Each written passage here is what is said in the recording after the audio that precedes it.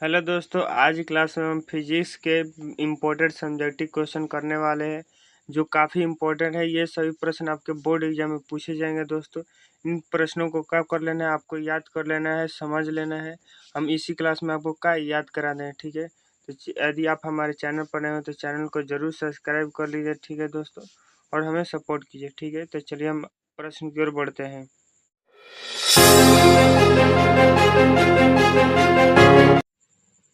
हमारा पहला नंबर प्रश्न है दोस्तों, कार्बन प्रतिरोध कलर कोड से आप क्या समझते हैं। यह प्रश्न 2020 में पूछा गया है।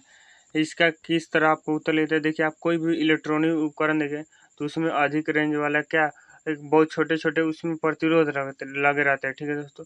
उन प्रतिरोधों को बताने के लिए कि यह किस तरह का प्रतिरोध है, उसका आकार भी छोटा है, इसीलिए प्रतिरोधों को पहचानने के लिए हम क्या लगा देते हैं, उसको कलर कर देते हैं। इसी को कलर कोड कह दिया जाता है। इसको लिखने के लिए आप किस तरह लिखेंगे तो लिखेंगे कि प्रतिरोधकताओं का प्रतिरोध ऊपर बनी रंगीन पट्टियों द्वारा सूचित करने के वाले कोड को कार्बन कलर कोड कहा जाता है। मैंने देखिए, यह बताता है कि कार्बन कलर कोड कि किसका प्रतिरोध ज़्यादा है, किसका प्रतिरोध कम है, इसे क्या कार्बन कलर कोड प्रतिरोध कहा जाता है। यह प्रतिरोधकताओं का रंग दिया जाता है। देखिए कैसे रंग दिया जाता है, हम अभी चित्र में दिखाएंगे, ठीक है।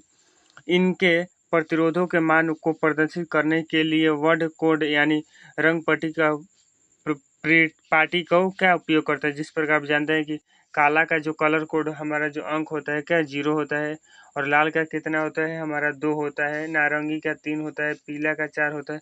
इस तरह के आपको याद रखना है। यह सभी ऑब्जेक्टिव प्रश्न है, ठीक है दोस्तों। तो देखिए यहाँ पर, तो देखिए यहाँ पर आप देख सकते हैं कि देखिए का रेजिस्टेंट कलर का टेबल है। इसमें इसी को क्या देखिए, यह प्रतिरोध है, ये प्रतिरोधकता है। इसको क्या हम रंग दिए लाल, यह देखिए लाल है, काला है, पीला है, इसी को क्या रंग दिए। यही क्या बताता है कि किसका प्रतिरोध कम है, किसका प्रतिरोध ज़्यादा है।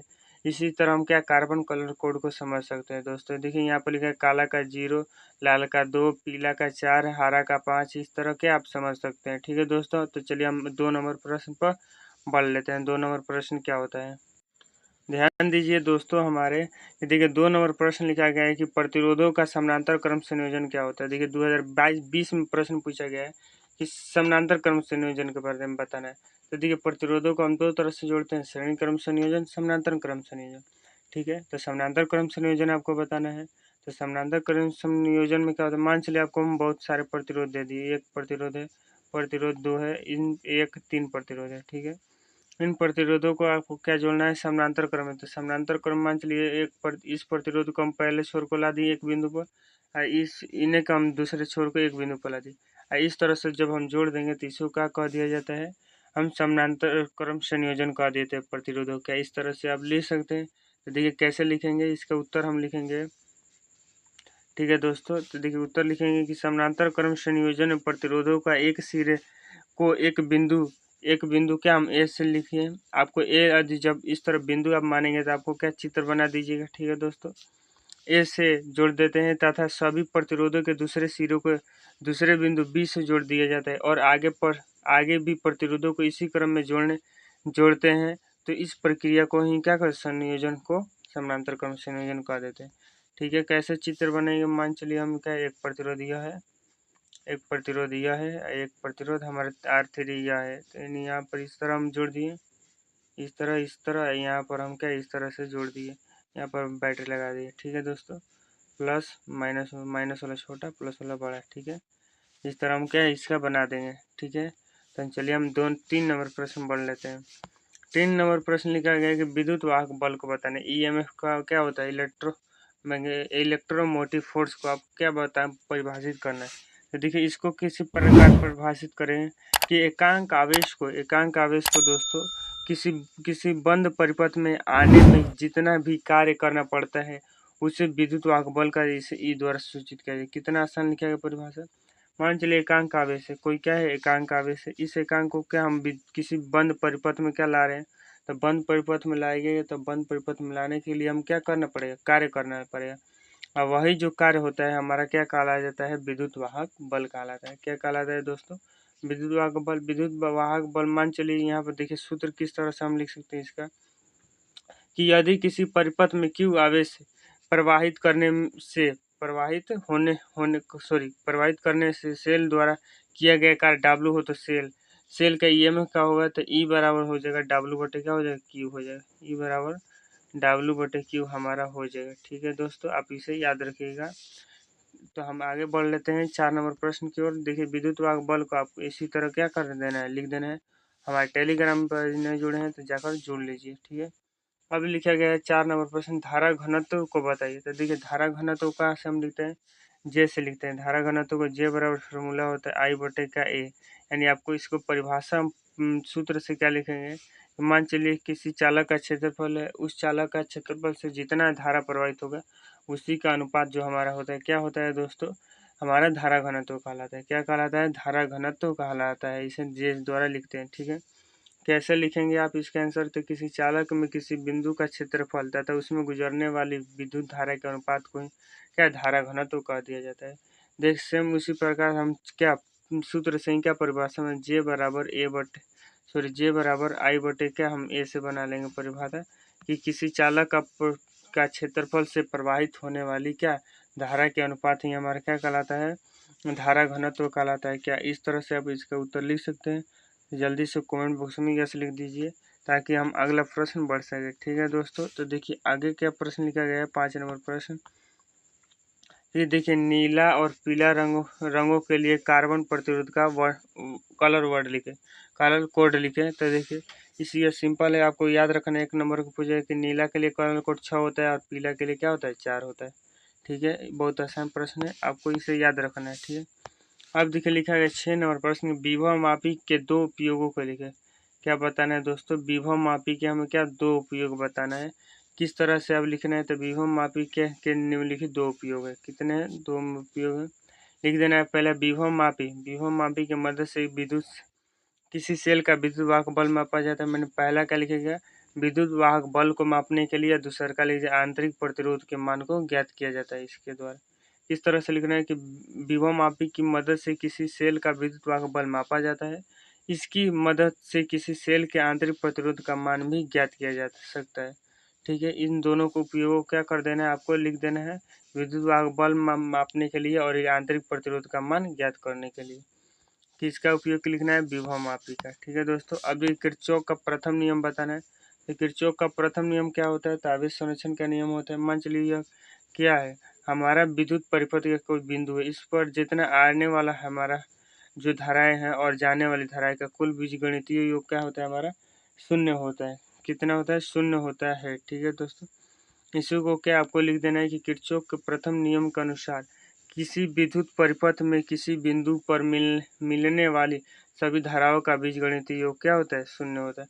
मिलने वाली जितने भी, मान चलिए कोई यह बिंदु है विद्युत परिपथ का, इस पर जितना आएगी जितना जाएगी ये सभी, इसका जो हमारा बीजगणितीय योग करेंगे तो हमारा कुल जो हमारा आ जाएगा, कुल धाराएं क्या है 0 आ जाएगी। कि कितने आ जाएगी, 0। अब प्रथम नियम को संधि नियम भी कहा जाता है। ठीक है, आपको यह भी याद रखना है। ठीक है दोस्तों, तो हम आगे बढ़ते हैं। 8 नंबर प्रश्न क्या लिखा है, प्रतिरोध क्या होता है। देखिए, प्रतिरोध का आपको क्या बताएं, तो देखिए प्रतिरोध क्या है, जो धारा के मार्ग में क्या, मान चलिए इधर से धारा बह रही है, क्या धारा बह रही है, और यहाँ पर कुछ हम क्या रुकावट डाल दिए, तो यही रुकावट हमारा क्या कहला जाएगा, प्रतिरोध कहला जाएगा। क्या कहला जाएगा दोस्तों, प्रतिरोध कहला जाएगा। इसी को क्या आपको लिख देना है कि जब किसी चालक तार से विद्युत धारा प्रवाहित की जाती है तो चालक तार में कुछ बाधाएं आ जाती है, मतलब धारा बहने से क्या वह रोक देती है। ठीक है, तो विद्युत धारा के चलने की दिशा का विरोध करती है ये धाराएं, ये बाधाएं ही प्रतिरोध कहलाती है।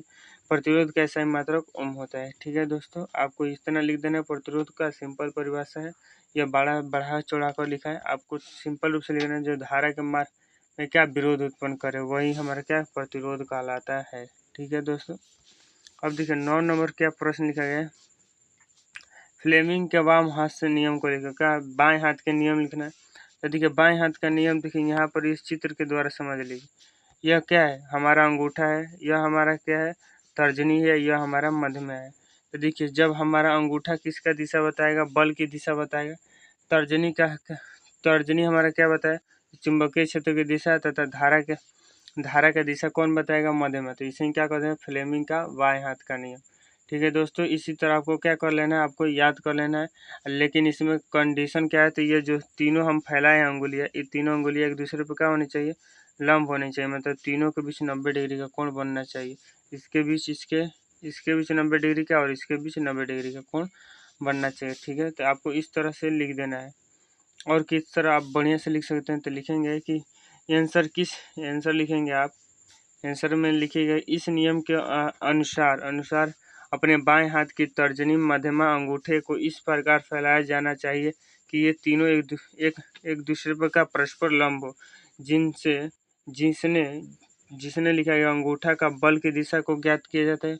अंगूठा से क्या बताएंगे, फोर्स, बल की दिशा को। तर्जनी अंगुली, जो तर्जनी अंगुली है दोस्तों, वह क्या चुंबकीय क्षेत्र की दिशा को, तथा मध्यमा अंगुली प्रवाहित विद्युत धारा की दिशा को बताएगा। वही क्या कहलाते हैं, फ्लेमिंग का बाएं हाथ का नियम हमारी कहला जाती है। ठीक है, आपको इस तरह लिख देना है।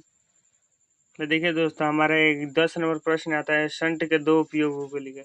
शंट के दो उपयोग आपको क्या बताना है, तो लिख देना है पहला उपयोग, इनके उपयोग से सुग्राही विद्युत विद्युत धारा मापी या गैल्वेनोमीटर के नुकसान से बचाया जाता है। मैं देखिए, गैल्वेनोमीटर को आपको नुकसान होने से क्या बचाना है, तो आपको किसका उपयोग करना चाहिए, शंट का उपयोग करना है। गैल्वेनोमीटर की कुंडली को जलने से बचाने के लिए, वही लिखा है, गैल्वेनोमीटर की कुंडली को क्या है दोस्तों, जलने से बचाने के लिए। और गैल्वेनोमीटर को एमीटर में बनाने में, गैल्वेनोमीटर को यदि हम एमीटर में बनाएंगे तो वहाँ हम किसका उपयोग करेंगे, तो शंट का उपयोग करेंगे। ठीक है दोस्तों, आपको क्या याद हो गया, तो पहला लिख देना है गैल्वेनोमीटर को क्या है, कुंडली को बचाने के लिए, गैल्वेनोमीटर को एमीटर में बनाने के लिए। ठीक है, ये दोनों उपयोग को क्या आसान है लिख देना है। अब देखिए, लॉरेंज बल क्या होता है उसे बताना है। लॉरेंज बल किसे कहते हैं, मान के चलिए ये क्या विद्युत चुंबकीय क्या क्षेत्र है। इस चुंबकीय क्षेत्र में मान के चलिए हमें कोई एक बिंदु ले लिए, इस बिंदु पर मान क्या कौन ले लिए, आवेशित कौन ले लिए, इस पर जितने ये चुंबकीय बल, जो चुंबकीय क्षेत्र बल लगाएगा, वही हमारा क्या कहला जाएगा, लॉरेंज बल कहला जाएगा। ठीक है दोस्तों, क्या कहला जाएगा, लॉरेंज बल। इसी तो को क्या लिख देना है कि जब किसी आवेशित कण चुंबकीय क्षेत्र में गति करता है तो आवेशित कण पर एक बल कार्य करने लगता है, तो इस बल को ही लॉरेंज बल कहा है। देखिए, जो हम इस तरह चित्र बने, इस पर एक का मंच आवेशित कण या जितना बल लगे चुंबकीय क्षेत्र, वहीं का उसका लॉरेंज बल कहा है। इसे चुंबकीय बल भी कह सकते हैं। ठीक है दोस्तों, अब देखिए लिखे, लॉरेंज बल की दिशा कण तथा चुंबकीय क्षेत्र के दोनों के चलने की दिशा के लंबवत होती है। यह हो सकता है, तो आप लिख दीजिए। ठीक है दोस्तों, लॉरेंज बल समझ गए, तो चलिए हम आगे बढ़ते हैं। आगे क्या लिखा गया है, 13 नंबर प्रश्न लिखा गया है कि गैल्वेनोमापी को आमीटर में बताना है, उसको कैसे बदले। माने इसको हम क्या है, आमीटर बनाना है, माने अम्मीमीटर कह सकते हैं, अम्मीमीटर भी कह सकते हैं। ठीक है दोस्तों, तो इसको बनाने के लिए हम किसका उपयोग करेंगे, देखिए। तो देखिए, इसको बनाने के लिए हम क्या करेंगे, तो गैल्वेनोमापी के समानांतर क्रम में बहुत यहाँ पर लिखा है, बहुत कम प्रतिरोध के एक मोटे तार को शंट के रूप में क्या जोड़कर आमीटर में व्यवहार किया जाता है। मतलब इसमें क्या करना है कि बहुत कम जो प्रतिरोध का एक मोटा तार लेंगे, उसको शंट में जोड़कर क्या करेंगे, आमीटर में हम क्या करें, व्यवहार करें, मतलब आमीटर में उसका क्या, आमीमीटर में उसका यूज करेंगे। ठीक है दोस्तों, किया जाता है। फिर एक मानक यंत्र से मानक यंत्र लेना है, से मिलाकर लिखा गया, मिलाकर गैल्वेनोमापी के स्केल को एम्पियर में आंशिकता कर लिया जाता है। मतलब क्या करें, आंशिक अंकित कर लिया जाता है। ठीक है, आंशिक कर लिया जाता है, मतलब उसको क्या कर लिया जाए, उसके बारे में जान लिया जाता है। क्या इस तरह आप लिख सकते हैं इसका, गैल्वेनोमापी को एमीटर में बदलने को लिए। ठीक है दोस्तों, तो चलिए हम आगे बढ़ लेते हैं। लिखा गया है 14 नंबर प्रश्न, क्या लिखा गया है, जो आज का अंतिम प्रश्न है। 14 नंबर प्रश्न लिखा गया हमारे दोस्तों, देखिए कि विद्युत चुंबक तथा अस्थायी चुंबक के दो अंतर लिखे। विद्युत चुंबक और अस्थायी चुंबक में क्या अंतर बताना है, तो इस तरह क्या लिख, विद्युत चुंबक अस्थायी चुंबक निम्नलिखित अंतर है, निम्नलिखित दो अंतर, यह भी लिख सकते हैं। तो देखिए, विद्युत चुंबक के बारे में आपको क्या लिख देना है कि यह अस्थायी प्रकृति का होता है। इसकी चुंबकीय दिशा परिवर्तित होती है, मतलब इसकी जो चुंबकीय दिशा है क्या दोस्तों, बदल सकती है, लेकिन इसकी जो चुंबकीय दिशा क्या बदल नहीं सकती है, और यह क्या अस्थायी प्रकृति का होता है। क्या आप इसे याद कर लीजिएगा। तो देखिए दोस्तों, ये थे हमारे इम्पोर्टेंट सब्जेक्टिव क्वेश्चन किसके, तो फिजिक्स के। तो इसी तरह हम हर सब्जेक्ट का करा देंगे। हमारे चैनल को यदि तो आप सब्सक्राइब नहीं किया तो ज़रूर सब्सक्राइब कर लीजिएगा और दोस्तों में भी शेयर कर दीजिए। ठीक है दोस्तों, तो धन्यवाद।